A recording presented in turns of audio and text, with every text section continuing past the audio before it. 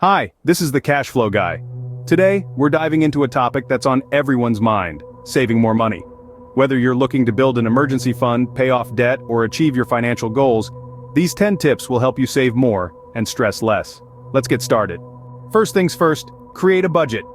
Knowing where your money is going is crucial. List your income and expenses and allocate specific amounts for necessities, savings, and discretionary spending. A budget is your financial roadmap. Take a closer look at your expenses. Identify non-essential items or services you can cut back on. It could be that daily coffee shop visit, subscription services you rarely use, or impulse purchases. Small changes add up. Eating out frequently can take a toll on your budget. Consider meal planning and cooking at home. Not only is it healthier, but it's also a great way to save money. Plan your meals, buy groceries in bulk, and watch the savings accumulate. Before making a non-essential purchase, give yourself 24 hours. This rule helps you distinguish between wants and needs. If after a day you still feel it's necessary, go ahead. More often than not, you'll find you can live without it.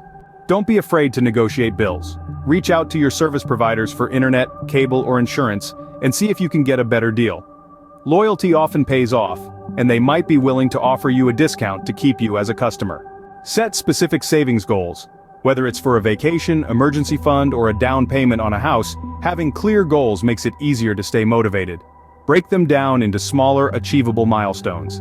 Always be on the lookout for discounts and coupons. Whether you're shopping online or in-store, there are often ways to save. Apps and websites can help you find the best deals on everything from groceries to clothing. Make saving automatic. Set up automatic transfers to your savings account.